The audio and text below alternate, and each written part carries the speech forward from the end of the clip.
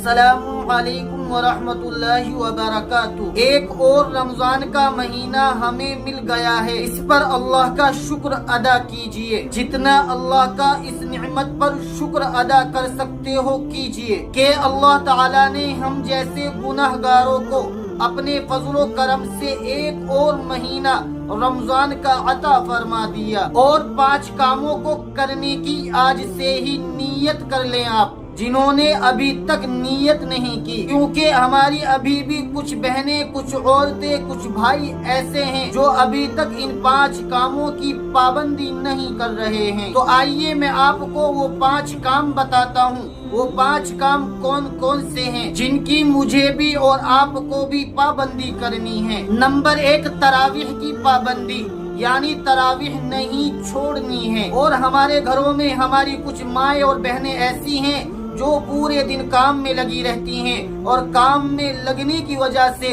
उन्हें इतनी थकावट हो जाती है कि जब तरावीह की नमाज पढ़ने का नंबर आता है वो सिर्फ और सिर्फ इशा की नमाज पढ़ के सो जाती हैं और तरावीह की नमाज नहीं पढ़ती हैं। तो इसलिए मैं अपनी उन माओं से, उन बहनों से कहना चाहता हूँ कि आपको भी तरावीह की नमाज की पाबंदी करनी है, तरावीह की नमाज नहीं छोड़नी है। बहुत सारे लोग ऐसे हैं जो तरावीह छोड़ देते हैं, सिर्फ मस्जिद के अंदर आते हैं और फर्ज नमाज पढ़कर चले जाते हैं। और बहुत सारे लोग तो ऐसे भी हैं जो ना फर्ज नमाज पढ़ते हैं और ना तरावीह की नमाज पढ़ते हैं। और बहुत से ऐसे हैं जो सिर्फ फर्ज नमाज पढ़ने के लिए मस्जिद में आते हैं और फर्ज नमाज पढ़ के अपने घर वापस चले जाते हैं या दोस्तों के साथ तफरीह के लिए चले जाते हैं। तो इसलिए हमें तरावीह की नमाज की पाबंदी करनी है, तरावीह की नमाज नहीं छोड़नी है। बहुत सारे लोग ऐसे हैं 5 दिन का कुरान सुना, 10 दिन का कुरान सुना या 6 दिन का कुरान सुना और वो समझते हैं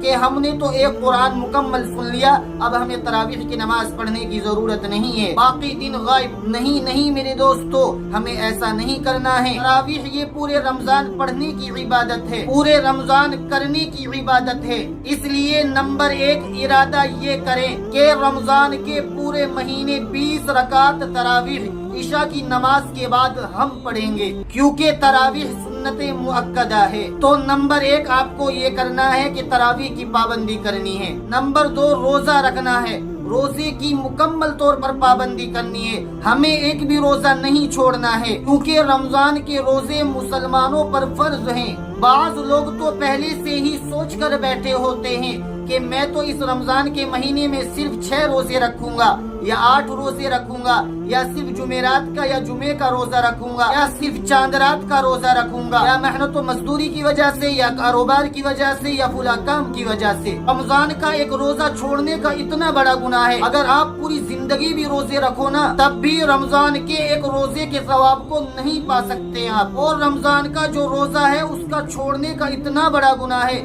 कि आप इमेजिन नहीं कर सकते। तो आपको दूसरे काम की नीयत ये करनी है कि हम रमजान का एक भी रोजा नहीं छोड़ेंगे। नंबर 3, गुनाहों से बचना। जिस तरह नेकियों का सवाब रमजान के महीने में बढ़ जाता है, इसी तरह से गुनाहों का वबाल भी रमजान के महीने में बढ़ जाता है। तो छोटे से छोटा गुनाह भी नहीं करना है, छोटी से छोटी गुनाह वाली चीजें भी छोड़ देनी है। तो नंबर 3 आपको जो काम करना है गुनाहों से बचना है। नंबर 4, नेकियों को खूब करना है। कोई भी नेकी का काम हो छोड़ना नहीं है। हम नमाज पढ़ रहे हैं, सुन्नते मुअक्कदा पढ़ रहे हैं, तो सुन्नते गैर मुअक्कदा भी पढ़ें, नफल नमाज भी पढ़ें।